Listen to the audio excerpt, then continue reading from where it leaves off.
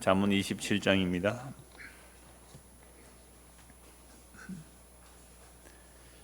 잠언 27장 20절부터 27절까지 같이 읽겠습니다. 소울과 아바도는 만족함이 없고 사람의 눈도 만족함이 없느니라. 도가니로 은을, 풀무로 금을, 칭찬으로 사람을 단련하느니라. 미련한 자를 곡물과 함께 질구에 넣고 공의로 찍을지라도 그의 미련은 벗겨지지 아니하느니라. 내 양떼의 형편을 부지런히 살피며 내 소떼에게 마음을 두라. 대저 재물은 영원히 있지 못하나니 멸류관이 어찌 대대에 있으랴. 풀을 벤 후에는 새로 움이 돋나니 산에서 꼴을 거둘 것이니라. 어린 양의 털은 내 옷이 되며 염소는 밭을 사는 값이 되며 염소의 젖은 넉넉하여 너와 내 집의 음식이 되며 내 여종의 먹을 것이 되느니라. 아멘. 여러분, 지난 주일 오전에 자족함을 배우노라 라는 말씀을 보았습니다. 바울 사도가 예수님을 만나고 나서 정말 복음을 전하는데 너무너무 힘들고 어려운 일만 많이 닥치죠. 심지어 사탄의 가시까지 와서 세 번이나 간절히 하나님 이 가시 제거해달라고 세 번이나 간절히 기도했는데 하나님께서는 내 은혜가 너에게 족하다라고 말씀하십니다. 그때부터 바울은 알았어요. 내가 약할 그때의 하나님이 강하시구나. 내가 강해짐으로 하나님을 드러내는 것이 아니라 내가 약해짐으로 하나님만 드러나구나. 이걸 알았던 거죠. 그러니까 그는요, 누가 칭찬을 하거나 누가 무슨 말을 하거나 간에 그것은 내가 한 것이 아닙니다. 그것은 내가 한 것이 아닙니다. 이게 막 입에 그냥 달고 살아요. 그게 입에 발린 말이 아닙니다. 정말로 그러한 삶을 살았거든요. 그러면서 내가 부요에도 처할 줄 알고 빈곤에도 처할 줄 알고 일체의 비결을 배웠다. 가난하다고 비굴하게 그렇게 살지 않았다는 거죠. 그리고 좀 부요했다고 교만하거나 아주 건방지게 살지 않았다는 겁니다. 그래서 이것이 바로 내게 능력 주시는 자 안에서 모든 것을 할 수 있다는 말씀이죠. 그러니까 우리가 이 말씀을 듣고 그렇구나. 예수 믿는 사람은 자족함을 배우는 삶의 과정을 살아가는 거구나. 그렇다면 나도 이제 월요일부터 주일 마치 혼자 주일 말씀 들었으니까 이제 오후부터 어떻게 살자고요? 자족함을 배우면서 살아야지 하고 집에 딱 갔는데 집이 너무 더워요. 막 그냥 이 습기가 가득해요. 장마철이고 폭풍 오고 이러면 불쾌지수가 막 올라가죠. 그런데도 주여 자족합니다. 됩니까? 그런데 자족이 되죠. 에어컨 빨리 틀면 됩니다. 우리가 그런 거죠. 정말 나는 그래 자족을 배우니까 자족하면서 살아야지 하고 결심하고 결단하고 갔는데 환경이 그냥 막 불쾌지수 올라가 보세요. 짜증 난다니까요. 그러니까 에어컨이 트는 것이 훨씬 말씀보다 더 능력이 있는 것 같아요. 컨디션이잖아요. 컨디션. 사랑은 컨디션이라고요. 그러니까 아무리 사랑하는 사람도요 짜증나면 귀찮잖아요. 그러니까 환경이 좋아지면 갑자기 자족하는 것 같아요. 자족하는 것 같아요. 그러니까 우리가 얼마나 자족을 배운다는 것이 불가능한지를 사실은 또 경험할 거예요. 그래서 주일 지나서 오늘 3일 동안 정말 나는 얼마나 사소한 것에 화가 나고 짜증나는지 자기를 보게 될 겁니다. 그러니까 바울 사도가 정말로 나는 어떤 형편에 있든지 자족함을 배웠다는 그 말씀 어디로 갔는지 생각도 안 납니다. 자, 이런 모습이 우리의 실상이죠. 이스라엘 백성들 한번 보십시오. 애굽에 있을 때 상당히 불평불만했습니다. 사실은 노예로 사는 게 편했겠어요. 근데 모세를 통하여 출애굽 해내려고 하니까 고난이 더 가중되니까 그것도 원망불평하지요. 그래도 하나님의 약속을 따라 어린 양의 피로 구속받아 그 10가지 재앙을 보고 홍해바다를 건넙니다. 홍해바다를 건너서 광야로 들어섰는데 3일 만에 원망하거든요. 물이 없다고. 한 달 만에 양식 떨어진다고 그래요. 그러면서 40년을 광야 생활 동안 늘 원망불평만 했습니다. 하나님의 약속을 믿지 못하겠다는 거죠. 그래서 20세 이상 여호수아와 갈렙에는 광야에서 다 죽고 그 후세들이 약속의 땅에 들어갑니다. 약속의 땅에 들어가서 사사시대가 되죠. 이런 사사시대에 어떻게 살아갑니까? 감사하면서 살아가요? 자기 소견에 옳은 대로 살아가더라. 그냥 그렇게 살았죠. 그럼 왕들이 세워졌습니다. 다윗 조금 괜찮은 왕 같았는데 역시 다를 바 없었어요. 간음하고 살인하는 왕이었습니다. 왕들의 시대 마찬가지였죠. 그러니까 이스라엘 백성들은 왜 망합니까? 결국 하나님의 약속을 믿지 않고 원망불평하다가 망하는 거죠. 그래서 바벨론 포로로 잡혀갔다가 이제 돌아왔단 말이죠. 돌아와서 하나님의 약속을 믿고 살아야 되는데 그들은 이제 자기 반성을 한 거예요. 문제는 자기 반성. 스스로 반성해서 우리가 이렇게 힘들고 어렵게 사는 것은 율법을 지키지 않아서 그렇구나. 율법을 지키면 우리가 꼬리가 되지 않고 머리가 된다. 신명기 28장 보아라. 우리가 정말 하나님의 말씀을 철두철미하게 지키면 하나님께서 우리를 복주시고 강하게 하실 거야. 그래서 스스로 율법을 잘 지키겠다고 나온 운동들이 이제 바리새의 운동이거든요. 그래서 율법에 하라 하지 말라가 몇 개인지 다 헤아렸습니다. 모세 오경에서 613가지가 나와요. 인터넷 찾아보면 다 나옵니다. 뭘 하라 하지 말라. 그리고 첫째 뭘 하라가 뭔지 아세요? 생육하고 번성하라. 그러니까 아이 절대로 피임하면 안 됩니다. 아이를 주시는 대로 낳아야 돼요. 이렇게 해서 옛날에 우리 막 10명, 20명 이렇게 낳았지 않습니까? 여하튼 그게 첫 계명이에요. 그런 걸로부터 하라 하지 말라가 수도 없이 많은데 그 부치까지 붙거든요. 근데 그렇게 율법을 지켰는데 문제는 예수 그리스도를 배척했단 말이죠. 그러니까 왜 예수님을 배척해 버렸냐 하면 예수님이 이렇게 말씀하셨거든요.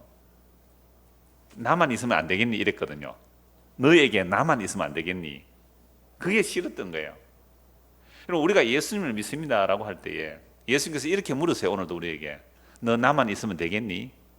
너의 지금 삶의 환경이 어떠할지라도 네 몸이 어떠할지라도 너 나만 있으면 안 되겠니?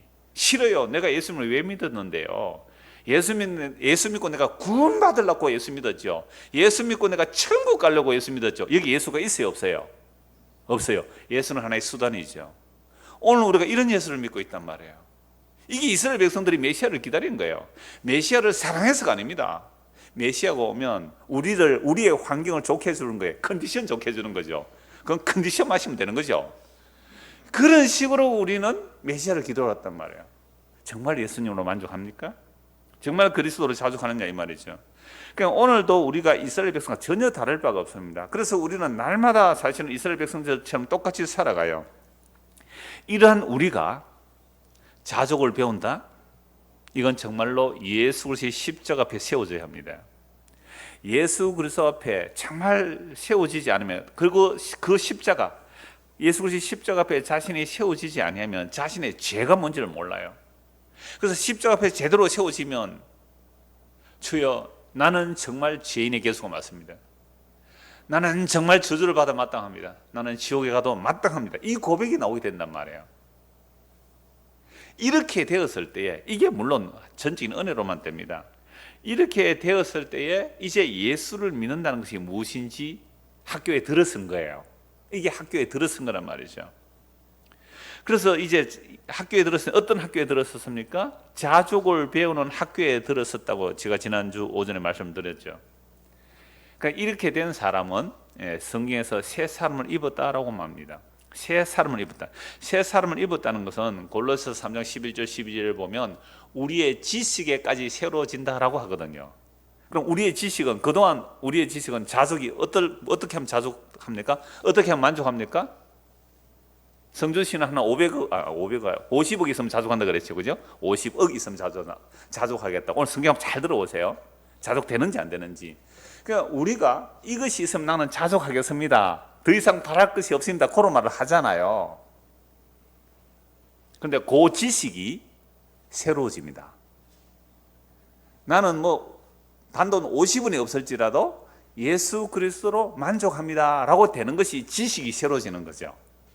그러니까 전에는 내가 예수를 믿고 이것도 있어야 되고 저것도 있어야 되고 이것도 해야 되고 저것도 해야 되고 그러면 만족하겠습니다라는 요 지식이 진짜 예수님을 만나게 되면 나는 예수님으로 자족합니다.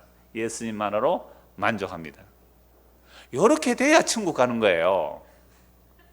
이렇게 안 되면 천국에 딱 들어가서 두리번두리번 거린다는 거예요. 예수님 앞에 놔두고 예수님 앞에 계신데 천국에서 두리번거리는 거예요. 왜 두리번거릴까요?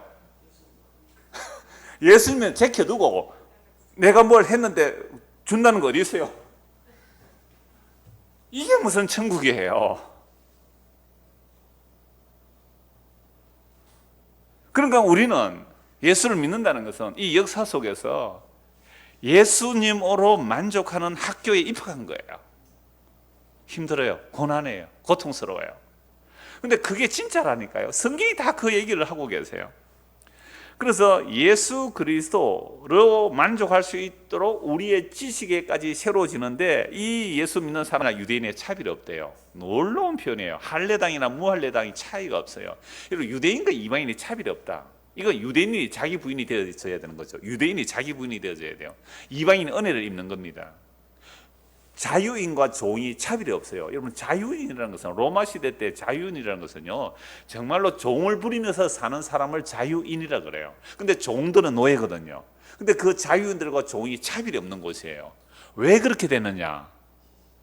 예수 그리스도가 만유가 되심을 알거든요. 이게 지식까지 새로워져요. 예수 그리스도가 전부예요. 그러니까 내가 너의 주인이라 할지라도, 너는 나의 노예일지라도 서로 뭐라고요? 형제로 사랑할 수 있는 거예요. 이런 일이 있을 수 있을까요? 아니, 나는 주인이에요. 얘는 노예예요. 같이 예수를 믿었어요. 노예하고 주인하고 차별 없이 형제로 서로 사랑할 수 있는 것은, 노예도 뭐로 만족하니까 그래요? 예수 그리스도로. 주인도 예수 그리스도로. 그게 돼서 예수님을 만유라 그래요. 그래서 그리스도는 만유시라는 거죠. 만유. 만유라는 것은 전부라는 겁니다. 그래서 모두가 그리스도로 만족하는 것을 뭐라고 그래요? 천국이라고 합니다. 천국은 간단하죠. 너나 나나 예수 그리스도로 만족하면 그곳이 뭐가 돼요? 천국이 돼요. 자, 그런데 오늘 말씀해 보면 만족하지 못하는 것 또는 만족하지 못하는 곳이 돼요. 만족 못하는 것. 본문 20절 보겠습니다. 스올과 아바도는 만족함이 없고 사람의 눈도 만족함이 없느니라, 그렇게 되어 있죠. 그러니까 스올과 아바도는 만족함이 없고 사람의 눈도 만족이 없다. 즉 스올과 아바도는 같은 뜻인데요, 죽은 자들이 가는 곳, 무덤, 죽음의 자리를 말할 때 스올, 아바돈 그렇게 말합니다. 공동번역 이렇게 하는데요, 지옥과 저승은 아무리 들어가도 한이 없듯이 사람의 욕심도 끝이 없다. 그러니까 사람의 눈이라고 했는데 공동번역 사람의 욕심 그렇게 돼 있죠. 여러분, 사람의 욕심이 한이 있습니까, 없습니까? 없어요. 어느 만큼 사람의 눈 또는 사람의 마음에 욕심이 가득합니까? 끝이 없어요. 왜? 여러분, 무덤, 서울, 무덤, 아바돈, 죽음. 그 서울과 아바돈, 죽음의 자리가 한이 없단 말이에요. 왜? 여러분, 아담이 타락해서 이제 죄를 짓고, 죄를 짓어서 타락하죠. 그러면 결과가 죽음이에요. 그러면 아담 이후로 죽은 인생들이 여러분 몇 명 될까요? 아담 이후로 이 지구상에서 죽은 인생들이 얼마나 될까요? 이 지구 위에다가 켜켜이 쌓아도 다 못 살 거예요, 아마. 지금 인구가 약 75억 명이 넘어요. 지금 인구가 75명. 이거요, 세계 인구시계 인터넷에 하면 나와요. 자자자자자자자 올라갑니다. 올라가는 인구 숫자가. 지금 한 75억 명이 넘거든요. 우리나라는 인구가 준다 그러는데요, 진짜 전 세계적으로 인구가 계속 늘어나요. 그러면 지금 75억 명의 인구가 있는데 요거 100년 안에 요 75억 명의 인구가 한 100년 안에는 거의 다 죽어요. 그죠? 그럼 75억 명 다 어디 가버렸어요? 무덤에 갔어요. 그러면 도대체 아담으로부터 오늘 우리가 사는 이 시대까지 죽어간 인생들이, 그 인간들이 몇 명쯤 될까요? 한 몇 명쯤 되겠어요? 지금 사는 인구가 75억이니까 옛날에 좀 인구가 적었다 할지라도 하여튼 수백억, 수천억이 되겠죠.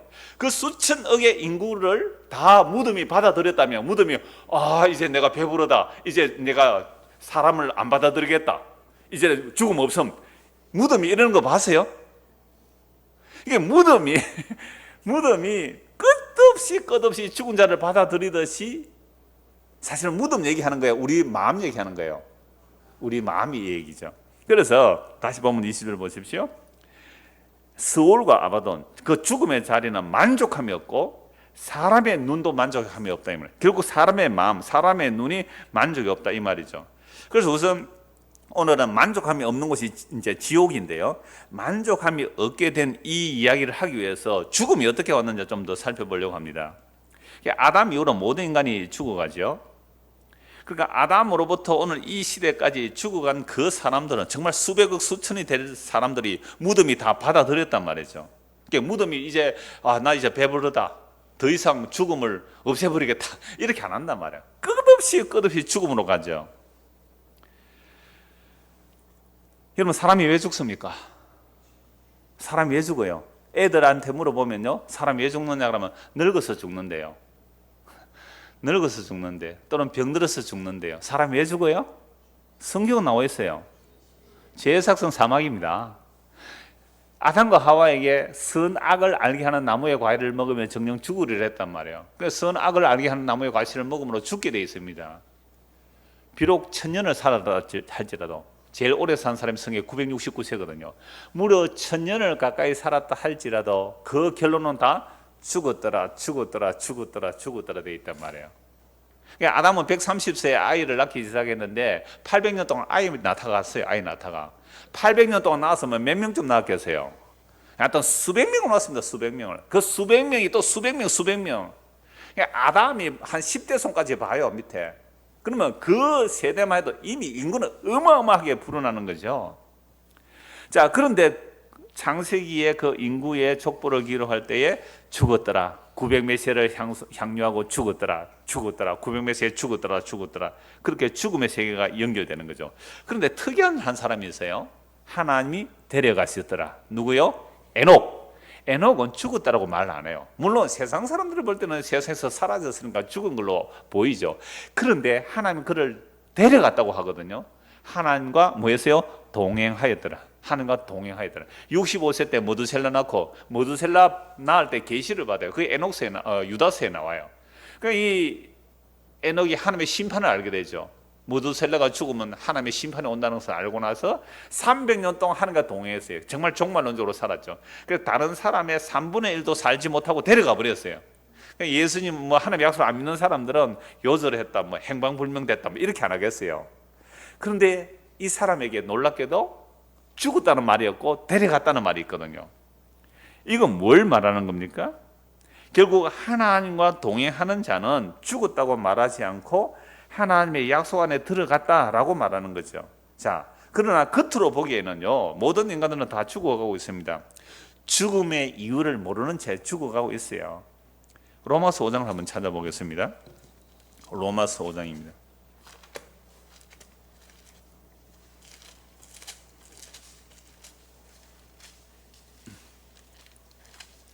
로마서 5장 12절입니다. 그러므로 한 사람으로 말미암아 죄가 세상에 들어오고 죄로 말미암아 사망이 들어왔나니 이와 같이 모든 사람이 죄를 지었으므로 사망이 모든 사람에게 이르렀느니라. 여러분, 요즘 시대가 개인주의가 정말 극도로 발달된 시대죠. 그러니까 개체주의, 개인주의가 강해요. 제가 주일 5회도 좀 말씀을 드렸습니다만은, 그러니까 개인주의가 강하다 보니까 아담이 죄를 지어서 아담 때문에 우리가 죽는다 하면 억울해합니다, 사람들이. 나는 선악과를 안 따먹었는데 왜 내가 아담 때문에 죽느냐라고 말을 하잖아요. 그러니까 보세요. 죄가 한 사람 아담 안에 들어왔다 할 때 제가 종종 인용하는 것이 우리가 아담의 옆구리에 있었다고 말씀하죠. 성경은 우리의 조상의 허리 속에 있었다고 표현하니까 우리가 아담에게서 쭉 늘어난 거죠. 고무줄을 쭉 당겨놓은 거예요.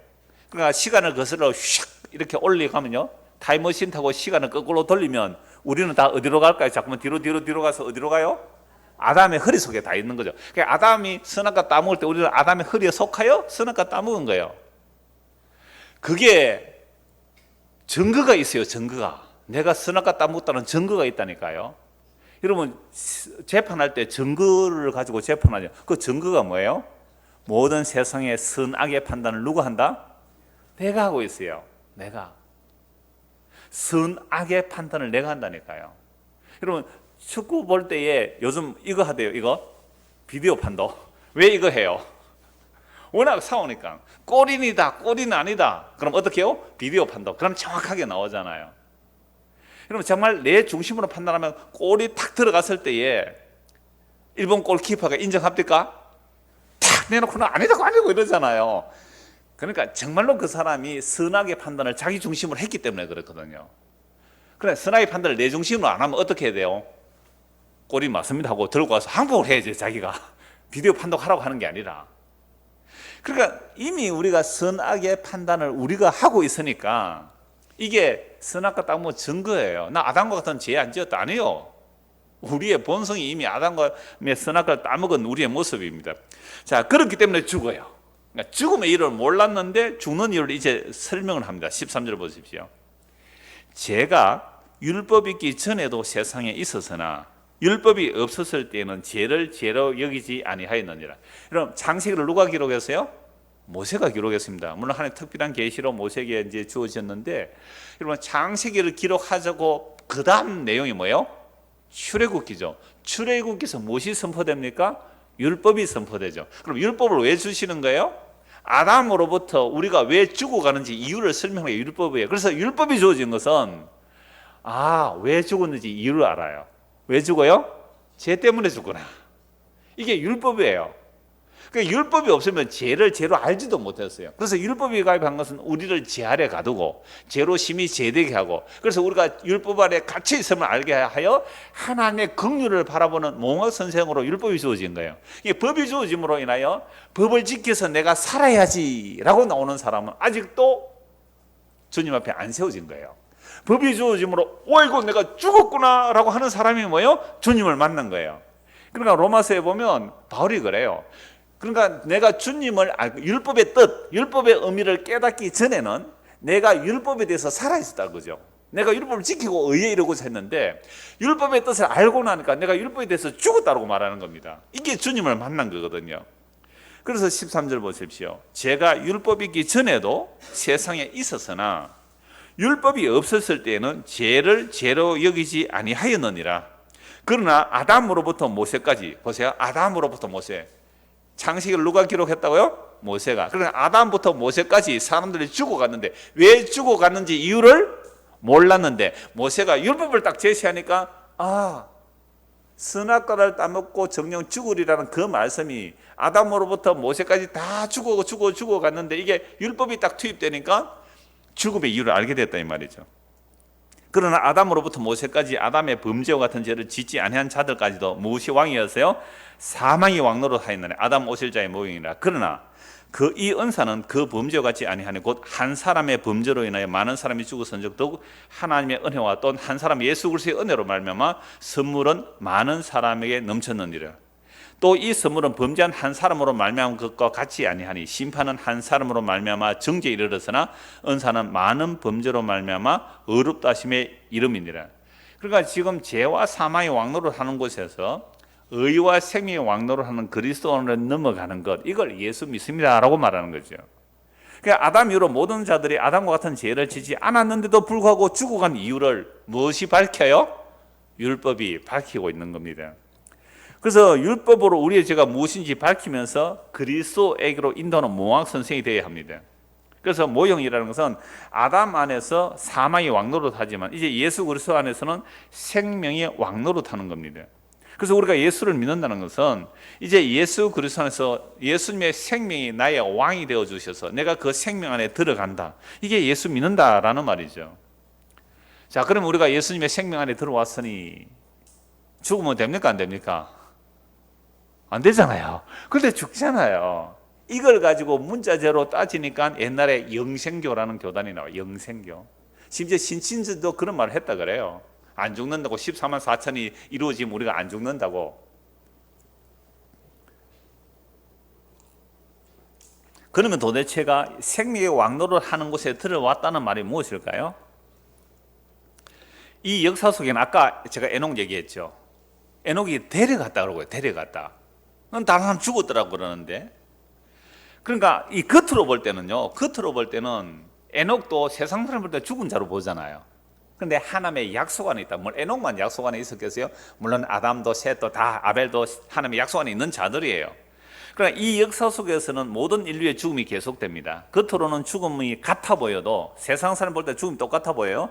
그러나 분명히 성경에 두 종류의 죽음이 있습니다. 하나는 하나님의 약속 안에서 죽는 죽음이 있고 약속 밖에서 죽는 죽음이 있죠. 하나님의 약속 안에 죽는 자를 예수님께서 이렇게 말씀하세요. 하나님은 산자의 하나님이라고 말씀하시면서 아브라함의 하나님, 이삭의 하나님, 야곱의 하나님이라 그래요. 그래서 구약에서 하나님 나타나실 때는 꼭 그렇게 말씀하세요. 이스라엘 백성들에게 나는 아브라함의 하나님, 이삭의 하나님, 야곱의 하나님이다. 그러니까 이 말씀은 하나님은 죽은 자의 하나님이 아니라 산 자의 하나님이다. 그러면 아브라함과 이삭과 야곱은 죽었어요, 살았어요? 역사 속으로 볼 때는 죽었죠. 그런데요, 하나님의 약속 안에서는 살아있는 자다 이 말입니다.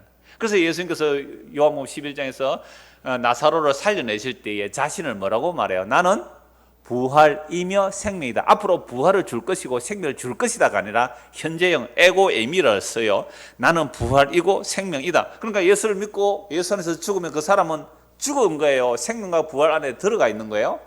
생명과 부활 안에 들어가 있죠. 그래서 그런 사람들은 우리가 겉으로 볼 때는 죽은 자로 보이지만 시공간을 총괄로 하여 하나님의 약속 안에 있기 때문에 주님께서 불러내시면 당장 살아나와요. 근데 불러내서 살아나와도 나사로처럼 다시 죽어요. 그러니까 진짜 살아난다는 것은 그리스도께서 재림하실 그날에 우리가 그리스도의 그 부활의 영광의 모습으로 우리도 부활하여 그 영광을 얻게 되고 덧입게 되는 겁니다. 그때까지 우리는 뭐라고 해요? 성경에서는 죽었다 안 그러고 잔다. 약속 안에서 잔다라고 되어 있어요. 그게 시간과 공간을 빼버리면 시간 공간을 초월하여 하나님의 약속 안에 있는 거죠. 그러면 예수 밖에서 죽는 자는 어떤 자들이에요? 약속 밖에 죽는 자, 약속 없이 죽는 자 어떤 자들이에요? 그들이 바로 저주받은 죽음이에요. 그래서 요한계시록에서는 주 안에서 죽는 자들은 복이 있다라고 말씀하죠. 이제 그들이 신이니 그들의 행한 일이 따름이라. 주 안에서 죽는 자가 있고 주 밖에서 죽는 자가 있잖아요. 그러니까 주 안에 죽는 자는 방금 말씀드렸습니다. 어디에 들어있다고 우리가요? 예수 안에. 예수는 생명이고 부활인가? 생명과 부활이신 예수 안에 들어있어요. 그러니까 슬퍼하지 말란 말이에요. 죽는 것은, 성도가 죽는 것은 복된 죽음이에요. 물론 뭐 육적인 아픔 있을 수 있지요. 못 보니까 그렇게 슬퍼요. 그래서 바울은 너무 슬퍼하지 마라. 그런 걸로 세상 사람들 막 슬퍼하지 말라. 정말 우리의 영원한 안식에 들어갔다면 축하할 일이고 기뻐할 일이 아니냐라는 말씀이죠.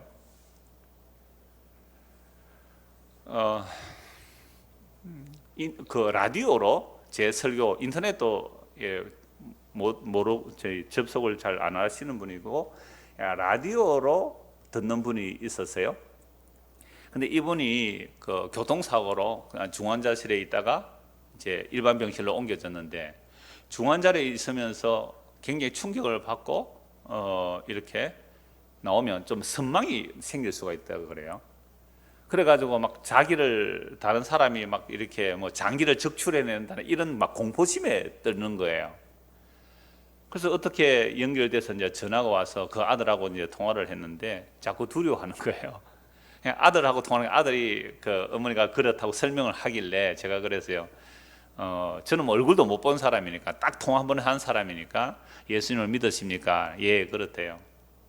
그렇다면 지금 죽어도 정말 천국 갈 확신이 있습니까? 그러니까 그렇대요. 그렇다면 정말 어떤 사람이 내 장기를 다 적출해서 준다 그러면 감사합니다, 희생한다 생각으로 받아들이십시오라고 하니까 그래도 됩니까? 이렇게 얘기해요. 그러면서 내가 하나님께 영광 돌린 것도 없고 또 뭐 자녀에게 해준 것도 없고 그래서 자녀는 주님께 맡기시고 하나님께 영광 돌리는 것은 정말로 예수를 믿는 게 하나님의 일이고 그게 하나님 영광 돌리는 길입니다. 그러니까 갑자기 마음이 확 바뀌어서 이제 위안이 됐던가 봐요. 제가 왜 이 말씀을 드립니까? 이분이 평소에 예수님을 잘 믿는다고 했지만 어떤 중환자실의 환경이 안 좋은 곳에서 뭐 얼마나 힘든 과정을 겪었어요. 그러면서 죽음에 대한 공포가 올 수가 있단 말이에요. 이렇게 말하는 저도 뭐예요? 교통사고 나가 중환자실에 있다가 오면 누가 날 죽일까 싶어서 뭐 벌벌 떨 수 있잖아요. 우리 인간은 그렇게 약해요. 자, 그러할지라도 정말로 그 사람이 그리스도의 생명 안에 있다면 그렇게 말해도 상관없다 이 말입니다. 그렇게 말해도. 왜요? 하나님의 약속은 영원하시기 때문에 그렇거든요. 그래서 그리스도 안에서 죽는 자는 정말 복 있는 죽음이라는 말씀을 우리가 알고 믿는다면 죽음조차도 수납이 안 되겠습니까? 받아들일 수 안 있겠느냐 말이죠.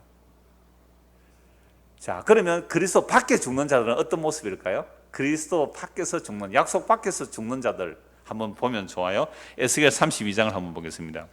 에스겔 32장.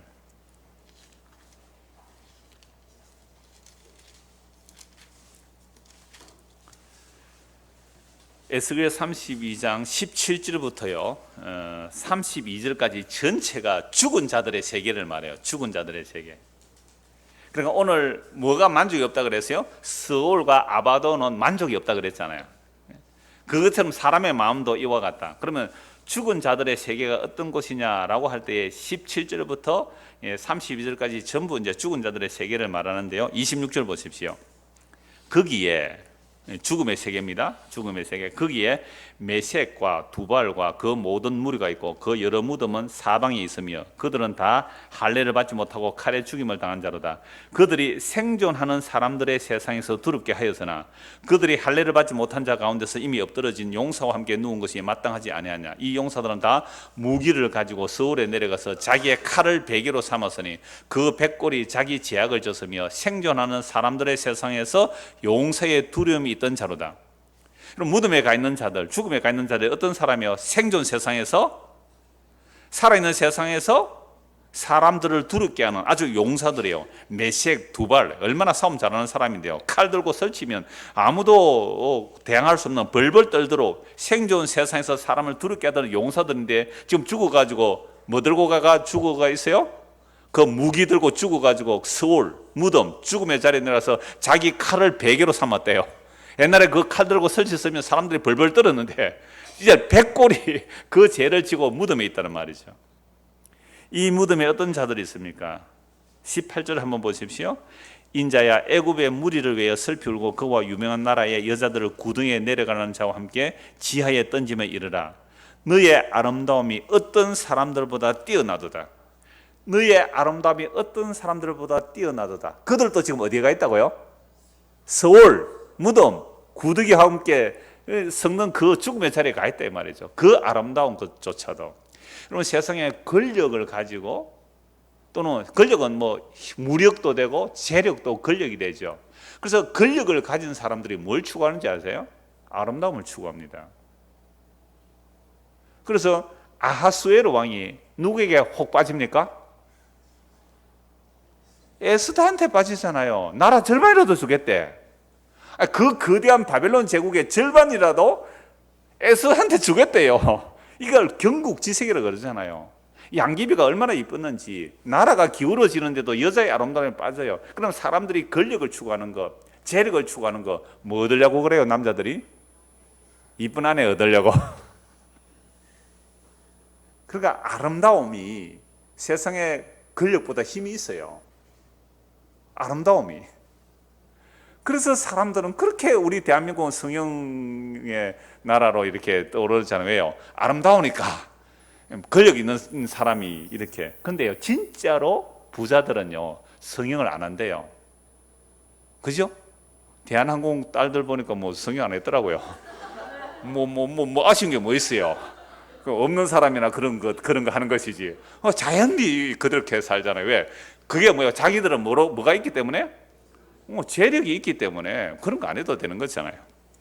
뭔 얘기다 얘기했어요? 19절. 세상에 가장 아름다운 것들도 어디에 내려가요? 백골이 되어 썩어서 구더기와 함께 밥 먹고 있는 그곳으로 가는 거예요. 성경은 너무 이런 거에 리얼해요. 죽음의 자리. 구더기들이 거기에 덮인다는 표현도 얼마나 많은지 몰라요. 구더기들이 거기에. 우리는 아름답다. 너무 아름답다. 나는 당신하고 얼굴만 봐도 소원했겠다. 그들이 어디 가 있다고요? 구더기들이 벌벌 끓고 있어요. 백골이 되어 있어요. 그걸 아름답다고 쫓아가요. 정말 헛상이죠. 헛상. 아름다운 자들. 그 당시 주변 나라들을 두렵게 만들던 용사들이 그곳에 다 들어가요. 생존하는 세상에서 사람을 두렵게 한 자들이 아수르, 엘람의 용사들, 메섹, 두발의 용사들, 이들이 애굽의 바로 왕과 함께 동창회하는 곳이 죽음의 자리예요. 한번 보십시오. 31절. 바로가 그들을 보고 그 모든 무리로 말미암아 위로를 받을 것이며, 바로가 먼저 딱 들어가 있는데 나만 혼자 지옥에 와 있나 했는데 누가 돌아와요?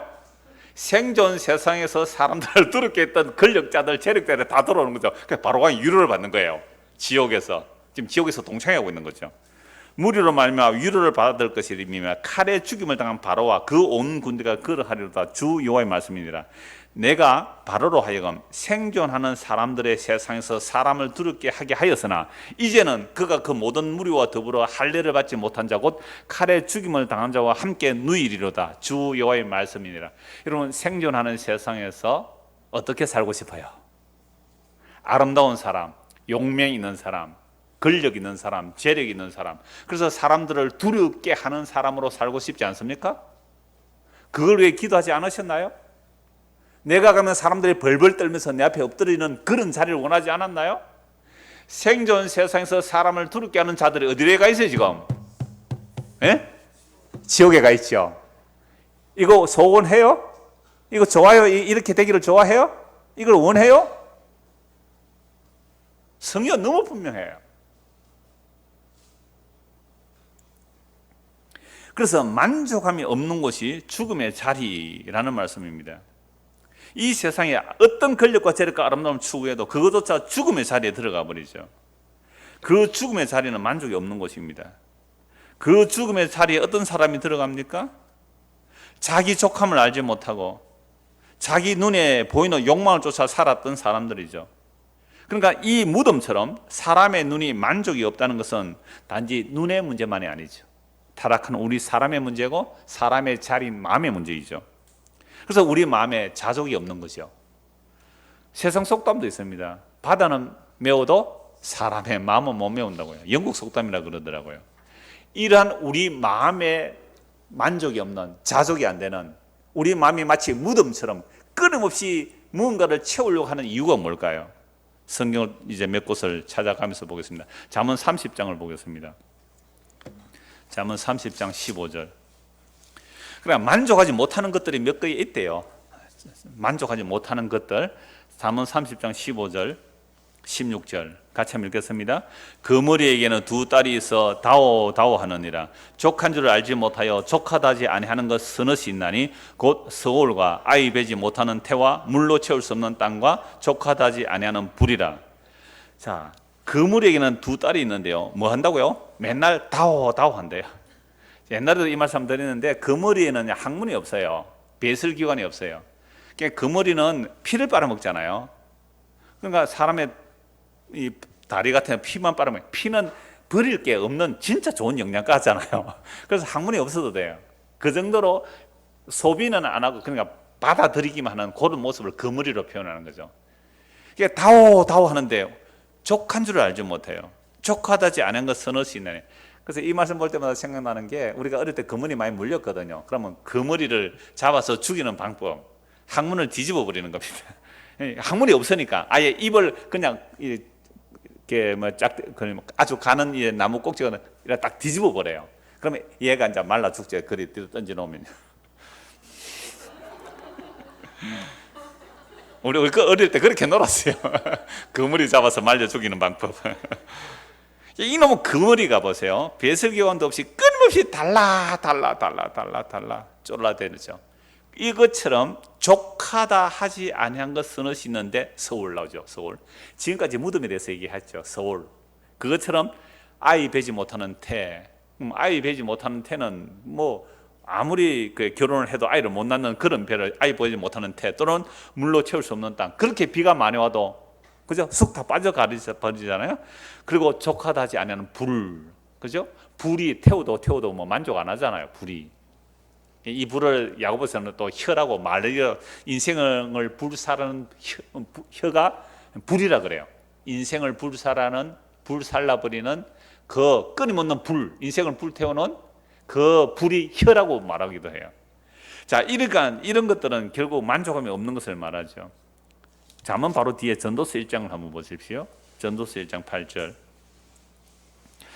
모든 만물이 피곤하다는 것을 사람의 말로 다 말할 수는 없나니 눈은 보아도 족함이 없고 귀는 들어도 가득 차지 아니하도다. 눈은 보아도 족함이 없고 귀는 들어도 결코 가득 차지 않습니다. 아이들이 만화 좋아하지만 이런 만화 평생 다 봐도 다 못 봐요. 만화가. 영화 좋아하는 사람 평생 영화 다 봐도 얼마 못 봐요. 이 세상 만들어진 영화. 세상에 좋은 음악 많아요. 평생 음악만 들어도 다 못 듣고 죽어요. 우리의 눈은 그 욕망이 끝이 없죠. 기도 끝이 없어요. 그러면 음악도 좋은 음악 듣는 사람은 정말로 그 좋은 음악 듣기 위해서 악기를 수억 원짜리 산대요. 악기를 앰프 하나 수억짜리 산대요. 기가 족함이 없거든요. 이게 진짜 좋은 음악은요, 음이 분리돼서 나오는데 그 음이 촉촉하다 또는 그 음이 좀 건조하다 이런데요. 음악 듣는 사람들. 우리 차재성 교수 아시죠? 2년 전에 우리 교회 아신 그분이 신학교 가기 전에 사업을 했는데 그 전축 케이블 장사를 했대요. 그러니까 벌써 뭐 30년 전의 이야기인데 케이블 1m에 100만 원짜리 전축 케이블인데 1m에 100만 원짜리를 그 장사했다는 거예요. 그래 마산에 오기도 하고 그랬다고 그러던데. 그러니까 케이블 1m가 100만 원이니까 한 5m 하면 케이블 하나만 해도 어때요? 500만 원 아닙니까? 케이블이 500만 원짜리 쓴다 그러면 전축은 얼마짜리 썼겠어요? 이거 왜요? 기는 들어도 족함을 모르겠어요. 더 좋은 거, 더 좋은 거. 눈도 마찬가지예요. 눈도 더 좋은 거, 더 멋있는, 더 아름다운 거. 혀도 입맛도 마찬가지예요. 더 맛있는 거, 더 맛있는 거. 뭐가 없어요? 족함이 없는 거죠. 전도서 4장 8절도 한번 보십시오. 4장 8절. 만족이 없는 곳이 지옥입니다. 사실은 족함이 없는 곳이 지옥이에요. 8절. 어떤 사람은 아들도 없고 형제도 없이 홀로 있으나 그의 모든 수고는 끝이 없도다. 아들도 없고 형제도 없는데 혼자서 수고를 끝없이 한다는 거죠. 또 비록 그의 눈은 부요를 족하게 여기지 아니하면서 굉장히 부자가 됐는데도 아들도 없고 형제도 없는데 자꾸 부자 되면서 그 눈은 자기 부요함에 뭐가 없다는 거죠? 만족이 없죠. 족하지 아니하면서 이르기를 내가 누구를 위해 이같이 수고하는 거 나를 위하여는 행복을 누리지 못하게 하는가 하여도 이것도 헛되어 불행한 노고로다. 아니 혼자 살면서 뭐 평생 먹고 살 것이 아니라 정말 어마어마하게 부를 쌓았는데 그걸 멈추지를 못하는 거예요. 멈추지를 못해요. 한 50억만 있으면 충분히 살 건데 50억 되는 거 500억이 보이는 거죠. 500억 보이는 거 5천억이 보이는 거예요. 그러니까 눈으로 이렇게 부요를 족하게 여기지 않는 겁니다. 왜? 우리 눈이 만족이 없죠. 아까 우리 마음의 욕심이 만족이 안 돼요. 그러니까 평생 이래 살다가 어디로 간다고요? 지옥으로. 이게 불행한 노고로다. 불행한. 여러분들 이 자본주의 막 욕하기는 사람도 있고 하는데요. 재벌들 막 욕하고 하는데 그 자본주의 재벌들을 욕먹이는, 그러니까 힘들게 하는 가장 좋은 방법이 뭔지 아세요? 적게 먹고 적게 쓰시면 됩니다. 적게 먹고 적게 소비하면 돼요. 재벌들은 대량 소비, 대량 생산, 대량 소비를 함으로 재벌들이 돈을 많이 가져가거든요. 그렇게 못하게 하려면 우리가 가장 적게 먹고 가장 적게 소비하면 돼요. 그럼 재벌 되게 힘들어해요. 그런데 우리가 됩니까 안 됩니까? 그게 안 돼요. 에어컨을 빵빵 틀는데 이제 이거 선풍기 붙이라고 해보세요. 안 한다니까 사람들이. 차를 타고 다니는데 대중교통만 이용하고 걸어 다니면 안 한다니까요. 우리의 욕망이 묻은 것 같죠. 이 얘기를 하는 거죠. 오늘 잠언 27장 20절 한 말씀은 결국 우리 안에 지옥임을 말하는 거죠. 우리 안에 자족 없고 만족 없는 상태를 말해요. 그럼 왜 이렇게 돼요 인간이? 너무 잘 아는 말씀 에레미야 2장 13절. 이스라엘 백성들이 두 가지 악을 행했는데 하나는 생수의 근원인 하나님을 버린 것과 스스로 웅덩이를 팠는데 물을 저축하지 못할 터진 웅덩이에요. 한마디로 밑 빠진 독에 물 붓기예요. 내 안에 자족이 없으니까 끊임없이 온갖 것으로 채웁니다. 권력을 원하는 사람 권력을 채워보고. 근데 이게 밑 빠진 독에 물 붓기예요. 돈을 좋아하는 사람 돈을 채워봐요. 밑 빠진 독에 물 붓기예요. 왜? 만족이 안 돼요. 아까 혼자 사는 사람 이야기 봤죠? 한 10억만 하면 평생 먹고 혼자 살 수 있는데 그걸로 만족이 안 돼요. 끊임없이 더 하지만 평생 그렇게 살다가 죽어가는 인생이에요. 왜요? 그게 자기가 안에 밑 빠진 독인 줄 모르거든요. 생수의 근원이신 하나님을 버린 것, 생수에서 끊어진 것을 모르니까 끊임없이 밑 빠진 독에 물 붓는데 외형적으로는 커져요. 어마어마한 부자가 되어도 결코 만족이 안 되는 거죠. 이보다 더 지옥 같은 삶이 어디 있어요? 이게 보다 더 지옥하는 삶이 어디 있어요? 그래서 여간 채소를 먹을지라도 가난하고 정직하게 살면서 채소를 먹을지라도 재산이 많고 불우한 것보다 얼마나 행복하냐. 이게 참된 지혜거든요. 특별히 자본주의가 팽배한 이 시대 속에 사람은 전부 어렵다, 힘들다, 못 살겠다. 진짜 못 살겠어요? 진짜 못 살겠어요? 먹을 거 없어요? 입을 거 없어요? 그러니까 우리가 성령 안 본다는 얘기예요. 적어도 우리가 예수님을 믿는다는 것은 우리의 지식까지 새로져야 돼요. 세상의 가치관을 가지지 말고 정말 성경이 무엇을 말씀하는가 성경 봐야 되는 거죠. 끊임없이 자족이 안 되는 거죠. 끊임없이 다고 한단 말이에요. 어떤 분이 그랬어요. 우리에게 그 집사님 어머니 근사님으로 이래 은퇴하신 분인데, 야, 너 교회는 자리도 좁다 그러더만 왜 건축원금을 안 하느냐, 이상한 교회다 이러더라고요. 그게 이상하게 보이는 시대란 말이죠. 이게 우리가 터진 웅덩이, 밑빠진 독에 물 붓고 있으니까 그런 겁니다. 그래서 사람들은요, 자기의 인생이 헛된 줄도 모르고 헛된 일에 바쁘게 달려가요. 그래서 야, 이것은 뭔가 이루었다 하는 순간도 그건 사실 헛사라고 시편 39편 5절 6절에서 말씀하고 있어요. 자, 본문 21절입니다. 잠언 27장 21절. 자, 도가니로 은을, 풀무로 금을, 칭찬으로 사람을 단련하느니라. 여러분 27장 2절 한번 보십시오. 타인이 너를 칭찬하게 하고 네 입으로는 하지 말며 외인이 너를 칭찬하게 하고 네 입술로는 하지 말라. 사람은요, 자기 칭찬 받는 재미로 살고 또 남이 나를 칭찬해 주는 재미로 살아요. 그런데 남이 나를 칭찬 안 해주면 어떻게 해요? 스스로 셀프 칭찬해요. 자기가 자기를 막 드러내면 칭찬 받으려고 하는 거잖아요.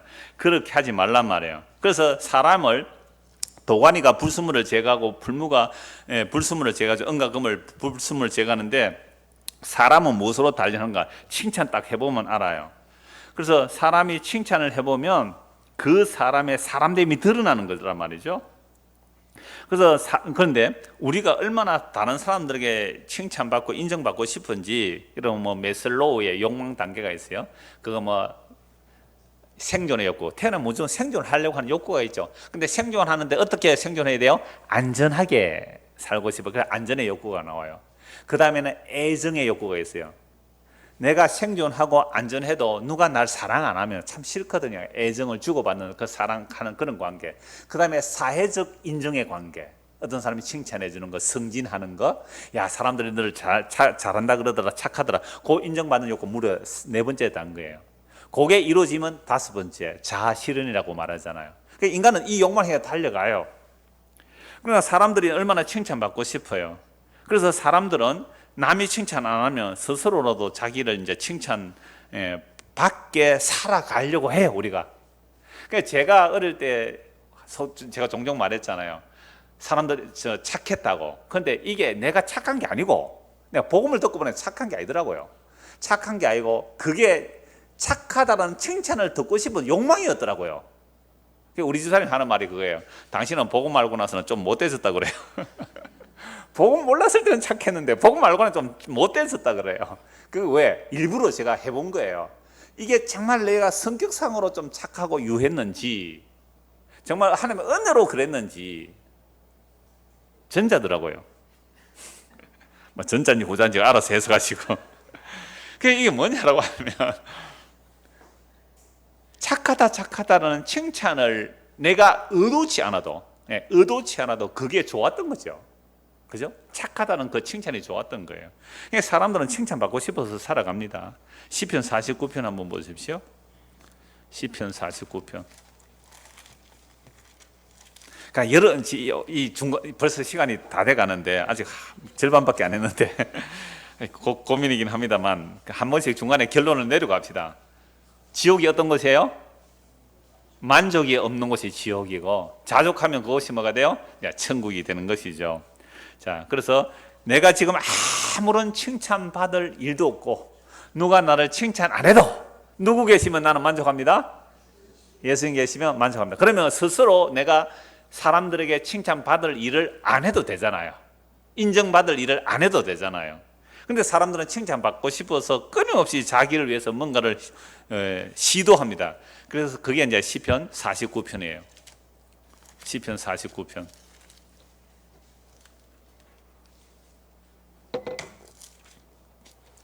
6절부터 보겠습니다.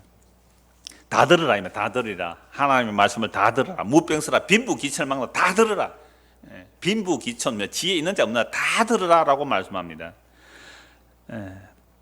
5절 보십시오. 제약이 나를 따라다니며 나를 애워사는 환난의 날 내가 어찌 두려워라. 제약이 나를 따라다니고 환난에 막 애워사도 나는 뭐 안 하겠다고요? 두려워하지 않겠대요. 두려워하지 않겠대요. 자, 6절부터 보겠습니다. 자기의 재물을 의지하고 부유함을 자랑하는 자는 아무도 자기 형제를 구원하지 못하며 그를 위한 속전을 하는 게 바치지도 못할 것은 그들의 생명을 속량하는 값이 너무 엄청나서 영원히 마련하지 못할 것임이니라. 그러니까 사람들은 뭘 의지한다고요? 자기 재물을 의지하고 자기 부유함을 자랑하지만 그 재물과 부유함을 자랑하지만 그러한 돈으로는 단 한 명의 생명도 속량할 수 없다. 생명의 속량은 너무 값이 어마어마하기 때문에 영원히 사람은 마련 못해요. 그런데도 우리는 생명을 속하지도 못할 그 재물과 부유함이 있으면 행복할 줄 알고 그걸 위해서 달려가죠. 이게 이 세상의 신이 우리를 속이고 있어서 그렇습니다. 마귀한테 속아서 그래요. 그렇다면 그가 재물을 많이 가지고 있다고 합시다. 9절 보십시오. 그가 재물과 모든 것을 다 가지고 있는 자가 영원히 살아서 죽음을 보지 않을 것인가? 죽음을 보지 않을 것인가? 죽는다 이 말입니다. 그러나 그는 지혜 있는 자도 죽고 어리석고 무지한 자도 함께 망하며 그들의 재물은 남에게 남겨두고 떠나는 것을 보게 되리라. 생존 세상에서 재물이 많고 권력을 가지면 사람들을 두렵겠지만 아까 에스겔서 말씀을 보니까 그들이 어디 가서 동창회하고 있습니까? 지옥에서 지금 동창회하고 있단 말이에요. 그러나 그는 지혜 있는 자도 죽고 어리석은 자도 어리석고 무지한 사람 함께 망하며 그들의 재물은 남에게 남겨 떠나는 것을 보게 되리로다. 자, 11절 12절 같이 읽읍시다. 그러나 그들의 속 생각에 그들의 집은 영원히 있고 그들의 거처는 대대에 이르리라 하여 그들의 토지를 자기 이름으로 부르도다. 사람은 존귀하나 장구하지 못하며 멸망하는 짐승 같도다. 자기들 속 생각에는 야, 이게 우리 집으로 등기해 놓으면 이건 대대손손이 영원토록 우리 집이 될 거야, 우리 땅이 될 거야 라고 말하고 있지만 그러나 그들이 지옥으로 들어가고 있는 사실을 몰라요. 이게 바로 사람이 종기에 처하나 장구하지 못하며 뭐 같다고요? 멸망하는 짐승이에요. 이게 멸망하는 짐승과 같은 겁니다. 이것이 바로 어리석은 자들의 길이고 그들의 말을 기뻐하는 자들의 종말입니다. 14절 보십시오. 그들은 양같이 스올에 두기로 작정되었으니 사망이 그들의 목자일 것이라. 정직한 자들이 아침에 그들을 다스리리니 그들의 아름다움은 소멸하고 스올이 그들의 거처가 되리라. 그리고 아까 우리가 살펴본 본문 20절과 21절 또 에스겔 32장의 내용을 시편 49편에서 압축하고 있어요. 그래서 성경 이렇게 연결해서 찾아보면 다 답이 나와요. 소멸하고 스올이 그들의 거처가 되리라. 그러나 하나님은 나를 영접하시리니 이름으로 내 영혼을 스올의 근저에서 건져내시리라. 하나님이 나를 어떻게 건져낸다고요? 스올에서, 무덤에서, 지옥에서 우리를 건져내는 거죠. 우리도 사실은 이 땅에서 살면서 어떻게 살고 싶었어요? 무덤에 들어가는 자, 지옥에 들어가는 자와 같이 살고 싶었단 말이죠. 근데 우리는 세상 사람보다 욕망이 더해. 세상 사람들은 자기 힘으로 권력을 가지고 뭐 재물을 가지고 살려고 하는데 우리는 교회당에까지 와가지고 전능한 신에게 빌어서 다른 사람보다 더 빨리 높아지고 더 많은 권력을 가지려고 기도했잖아요. 이 지옥 밑자리에 가는 길이죠. 그죠? 뭐 지옥에 차등이 있겠습니까? 지옥은 다 지옥이지만. 근데 아까 바로가 환영하더라 아닙니까? 와, 너도 왔구나, 너도 왔구나. 그 바로가 환영하는 무리 속에 우리가 갈 뻔했잖아요. 어떻게 갔으면 서울에 가는 사람들이 가는 그 길을 우리가 원하고 살았기에. 안 그래요? 여러분 정말 먹을 거 입을 것이 있는 줄 알고 족한 줄 알고 감사하면서 사십니까? 끊임없이 더 나은 것을 원해요. 제가 지난주에 오전에 그랬잖아요. 아, 자족합니다 하고 왔는데 갑자기 보니 뭐 자족 안 한 게 너무 많이 보였어요. 아, 이게 뭐라고요? 어디로 가는 길이라고요? 아니, 성경은 어렵지 않아요. 우리가 원하는 그 길로 가면 서울로 가기 때문에 주님께서 우리를 어떻게 한다고요? 서울에서 끄집어내니까 뭐하고는 떨어지겠어요? 권력이라든지 재물하고는 떨어지겠죠. 그걸 고난이라고 그러지만 이게 얼마나 복된 길이에요. 영원한 생명의 길로 가는데. 14절 다시 봅시다. 그들은 양같이 서울에 두기로 작정되었으니, 작정되었으니까 그렇게 가는 거죠. 사망이 그들의 목자예요. 그들의 목자, 예수 그리스도가 우리의 목자 되면, 목자이신 예수님이 우리의 생명을 위해서 우리의 양같이 갈 길을 알지 못하고 제대로 각자 제 길로 갔는데, 우리의 선한 목자 예수님이 우리의 양 대신, 우리가 잘못된 그 길을 대신 자기 목숨 바쳐서, 선한 목자는 목숨을 버려서 우리를 구원해 내시잖아요. 이게 서울에서 건져내는 겁니다. 사망이 그들의 목자가 되죠. 그러나 우리의 목자는 예수 그리스도예요. 정직한 자들이 아침에 그들을 다스리니 그들의 아름다움은 소멸하고 서울이 그들의 거처가 되리라. 그러나 하나님은 나를 영접하시리니 이러므로 내 영혼을 서울의 근세에서 건져내시리로다. 이러면 셀라 하는 거예요. 후렴구가 있었겠죠. 셀라. 사람이 치부하여 그의 집에 영광이 더할 때 너는 두려워하지 말지어다. 그가 죽음에 가져가는 것이 없고 그의 영광이 그를 따라 내려가지 못함이로다. 그가 비록 생시에 자기를 축하하며 스스로 좋게 함으로 사람들에게 칭찬을 받을지라도, 그러니까 은과 금이 풀무를 통해서 연단되듯이 사람은 뭐래요? 칭찬으로 연단하는 거죠. 그래서 남이 칭찬 안 하니까 어떻게 해요? 비록 생시에 자기를 축하하며 스스로 좋게 하기 위해서 뭘 많이 가지면 돼요? 돈 많이 가져보세요. 들어보는 사람이 많아요. 막 아부하고 칭찬하고 떡고물에 뜯어먹으려고 그래요. 그러니까 자기를 생시에 축하하며 스스로 좋게 하면 사람들의 칭찬을 받을지라도 그들은 그들의 역대 조상들에게로 돌아가네 영원히 빛을 보지 못하는 무덤에 동창회로 가는 거예요. 존귀하나 깨닫지 못하는 사람은 멸망하는 짐승 같다. 우리가 이렇게 어리석어요. 우리가 이렇게 어리석어요.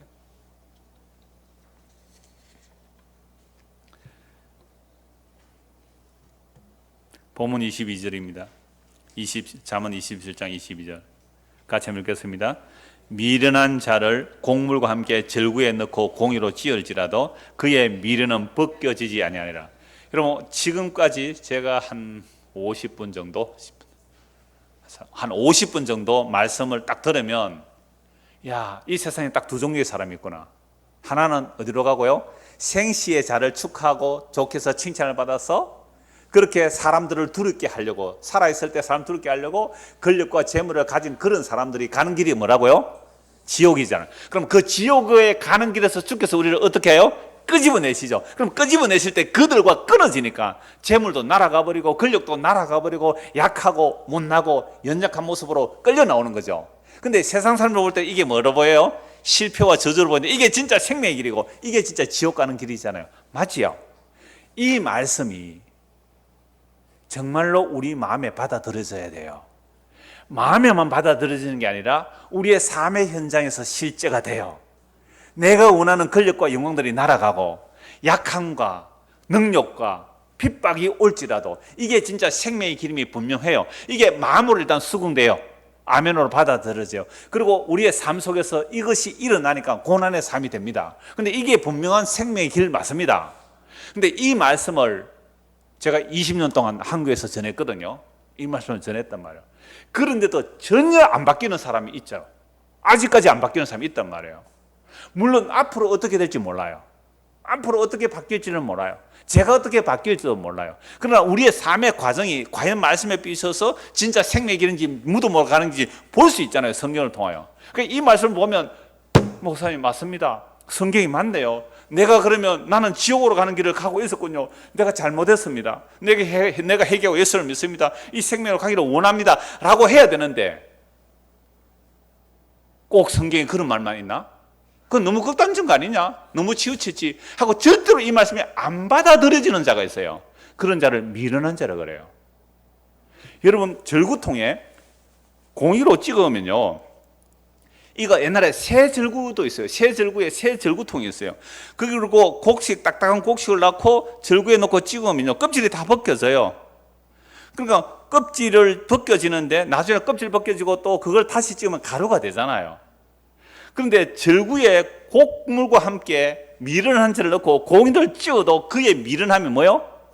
벗겨지지 않는 거예요. 뭐요? 복음이 안 들려요. 성경 말씀이 안 들려요. 거꾸로 들어요. 이건 정말 절구에 넣고 쇠공으로 찍어도 그 미련함이 벗겨지지 않는 거예요. 끊임없이 뭐가 돼요?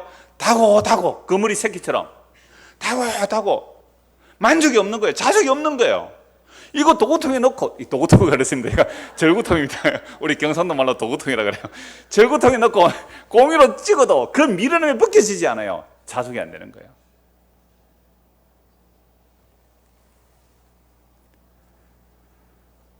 그럼 목사님 어떻게 살아라고요?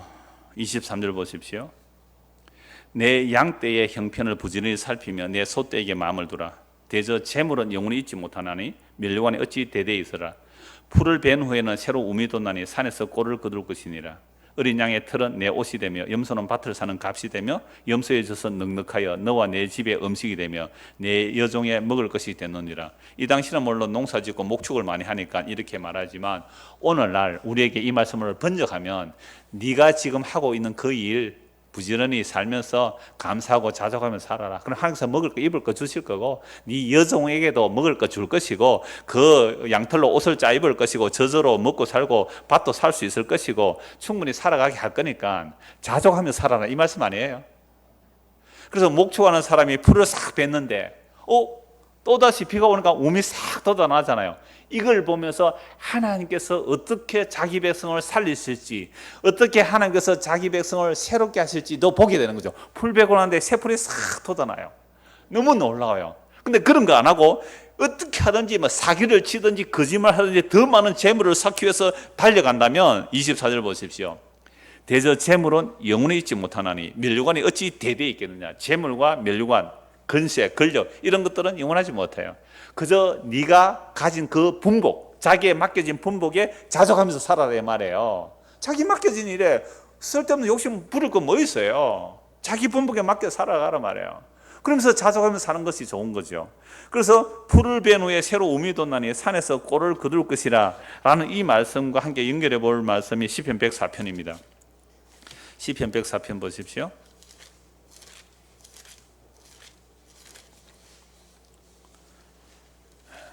시편 104편 13절 보겠습니다.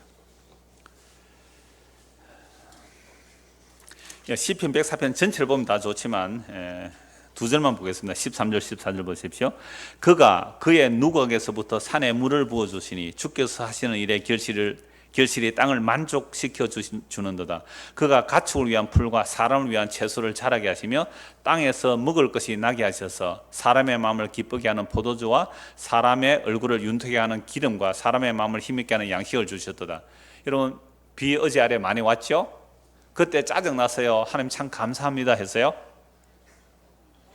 이런 농사를 짓는 사람은요 하나님 참 감사합니다. 하나님께서 산의 누각에서부터 산에 물조르기가 물을 주어요.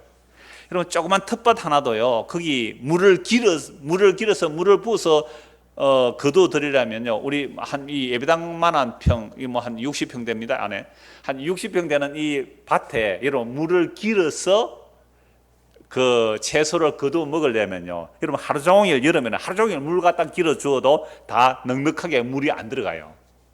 그 농사 지어본 사람 압니다. 60평 정도 되는 땅에 하루 종일 사람이 물찌개 줘서 물을 다 준다 해도 그 땅을 흡족하게 못해요. 근데 하나님께서 한꺼번에 어떻게 해요? 물을 주니까 뭐가 자라요? 가축이랑 풀이 자라고. 그래서 풀을 베니까 또 꼴이 또 자라요. 또 짐승을 또 먹일 수 있잖아요. 그러면서 또 뭐요? 채소가 자라서 먹게 하시죠. 자, 그러니까 하나님께서 온 세상을 이렇게 돌보고 계신다는 겁니다. 24절 보십시오. 여호와여 주께서 하신 일이 어찌 그리 많은지요. 주께서 지혜로 그들을 다 지으셨나이다. 주께서 지으신 것들이 땅에 가득하니이다. 거기에는 크고 넓은 바다가 있고 그 속에는 생물곧 크고 작은 동물들이 무수하니이다. 그곳에는 배들이 다니며 주께서 지으신 리오야단이 그 속에서 노나이다. 바다에는요 악어, 괴물, 리오야단, 꼬불꼬불한 뱀 또는 악어로 볼 수 있는데요 이런 무시무시한 동물들도 바다에 사는데 27절 보십시오. 이것들은 다 주께서 때를 따라 먹을 것을 주시기를 바라나이다. 주께서 주신 적 그들이 받으며 주께서 손을 펴신 적 그들이 좋은 것으로 뭐하다고요? 만족하다가 이런 바다의 뱀 같은 악어, 꼬불꼬불한 뱀 같은 이 리오야단조차도 하나님께서 주시면 하나님 주신 것으로 만족해요. 그죠? 이야 놀랍잖아요. 이들이 다 하나님으로부터 만족해요. 근데 하나님께서 딱 낯을 숨기면 어떻게 해요? 그들이 떨어요. 그들이 떨고 주께서 그들의 호흡을 거두어 가면 그들이 죽어서 먼지로 돌아가요. 그런데 놀라워요. 30절 주의 영을 보내어 그들을 창조하사 지면을 새롭게 하나이다. 아까 풀이 베고 나면 우물이 돋잖아요. 그러면 이 우리가 흙으로 돌아가지만 그 흙을 하나님께서 어떻게 해요? 새롭게 창조해내시는 거잖아요. 그러니까 자기 일에 분복, 그러니까 자족하면요 더 큰 욕심을 안 부르기 때문에 시간에 좀 여유가 생겨요. 그럴 때 뭐 하라고요? 말씀을 보시고 생각하십시오. 그러면 주께서 어떻게 이 천지 만물을 운행하시는지 알게 되고 주여 내가 주님을 알고 믿게 되는 것 이보다 더 큰 기쁨이 없습니다라는 그 자족함을 볼 수가 있잖아요. 또한 자기 죄를 알고요. 그래서 요한복음 7장 37절 39절 이런 말씀이 있습니다. 명절 곧 끝날에 큰 날에 예수께서 서서 외치리되 누구든지 목마르거든 내게로 와서 마시라. 나를 믿는 자는 성경 이름같이 그 배에서 생수의 강이 흘러나오리라 하시니 이는 그를 믿는 자들이 받을 성령을 가리켜 말씀하신 것이라. 이때는 아직도 성령이 임하지 않았지만 성령 임하고 나니까 그 말을 알아요. 밑 빠진 독에 물 붓기를 하면서 늘 목말라 하는 우리들에게 끊어지지 않을 영원한 생명수를 자신의 죽으심으로 성령을 통하여 값없이 공급하시는 그 주님을 믿고 사는 자들이 예수님을 믿는 사람입니다. 한 번 더 말씀드리죠. 우리는 밑 빠진 독에 물 붓기를 하면서 늘 목말라하며 살아가는 우리들에게 끊어지지 않을 영원한 생명수를 자신의 죽으심으로 성령을 통하여 값없이 공급하시는 그 주님을 믿고 사는 자들이 예수님을 믿는 사람들입니다. 이런 사람들은 예수님으로 만족합니다. 지금 그렇지 못하다고 하여도 결국 우리의 인생길에 예수 그리스도만으로 만족한다는 고백이 나오게 하실 것입니다. 왜 그런가 하면 아무도 우리와 함께 할 수 없는 자리, 내가 정말 내 자신으로부터 도망가고 싶은 그 자리에도 주님은 함께 계십니다. 그뿐 아니라 죽음의 자리에까지 함께 하심으로 우리의 영원한 만족이 되시는 분이 예수 그리스도입니다. 그러므로 만족함이 없는 것이 지옥이며 그리스도로 만족하는 것이 천국입니다. 십자가에서 다 이루었다 하시는 예수님을 주와 그리스도 믿는 사람이 지금 천국을 맛보고 사는 사람들입니다. 이 은혜가 우리에게도 누려지기를 소원합니다. 기도하겠습니다. 하나님 아버지, 만족함이 없는 곳이 지옥임을 성경을 통해 확인합니다. 그렇다면 우리가 처한 삶의 상황 속에서 예수 그리스도로 만족한다면 그곳에서 천국을 맛볼 수 있겠사오니 정말 나와 세상에 간 것 없고 구속한 주만 보여진다면 그것이 천국이오니 이런 천국의 삶을 이 땅에서 맛보고 누리게 하시며 가면 갈수록 예수 그리스도 당신 외에는 나에게 만족이 없습니다. 나는 당신만으로 만족합니다. 이 고백이 우리의 삶으로 고백되어지도록 은혜를 베풀어 주시옵소서. 예수 그리스도를 받들어 기도드리옵나이다. 아멘.